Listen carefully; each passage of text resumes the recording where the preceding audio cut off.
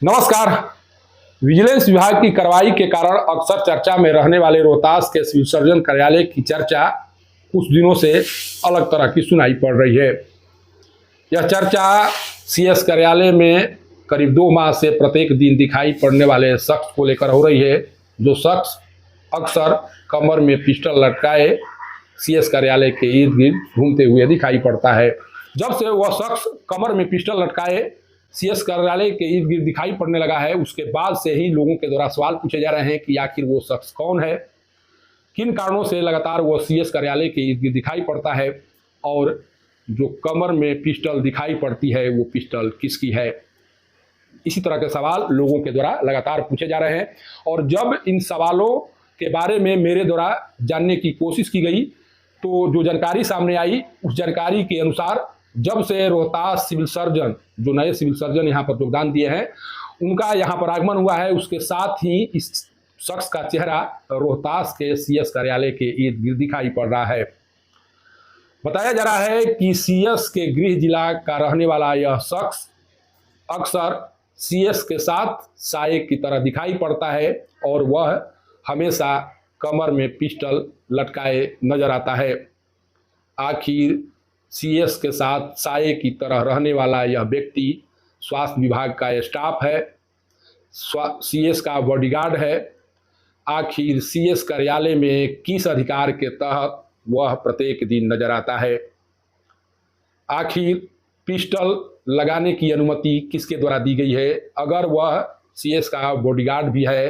तो क्या सीएस के स्तर से इसकी जानकारी जिला प्रशासन और पुलिस को दी गई है? क्या उनके द्वारा इस तरह की परमिशन ली गई है, जिस परमिशन के बिना शायद इस तरह के बॉडीगार्ड रखना गैर कानूनी माना जाता है? कहा जा रहा है कि जब से यह शख्स सीएस कार्यालय के इर्द गिर्द दिखाई पड़ रहा है, उसके बाद से सीएस कार्यालय में जाने वाले लोगों के मन में एक दहशत है और जो भी लोग जाते हैं सीएस कार्यालय में, उन लोगों के साथ भी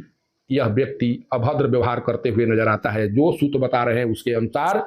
यह व्यक्ति सीएस कार्यालय में जाने वाले लोगों के साथ अभद्र व्यवहार करता है और अपने रसूख के बल पर उन्हें प्रभावित करने की कोशिश करता है। जब से यह चर्चा हो रही है, इस चर्चा की गूंज शायद जिला प्रशासन और पुलिस महकमे को भी लग चुकी होगी, लेकिन आज तक इस शख्स के बारे में न तो जिला प्रशासन और न ही पुलिस के स्तर से पता करने की कोशिश की गई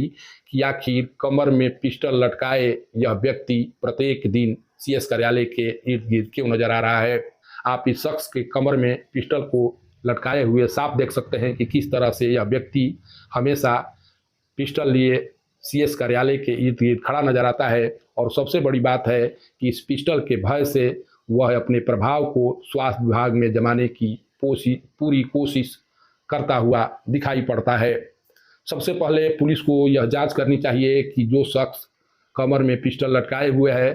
क्या उसके नाम से आर्म्स लाइसेंस जारी है, क्या वह इस पिस्टल को लेकर चलने के लिए अधिकृत है। अगर अधिकृत नहीं है तो फिर किस आधार पर उस व्यक्ति के द्वारा कमर में पिस्टल लटकाकर सीएस के इर्द गिर्द चक्कर लगाया जाता है।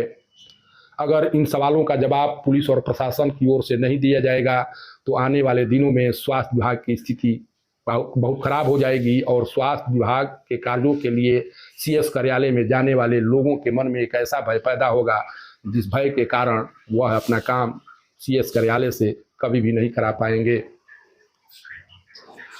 सासाराम से पब्लिक न्यूज के लिए सत्येंद्र चौबे।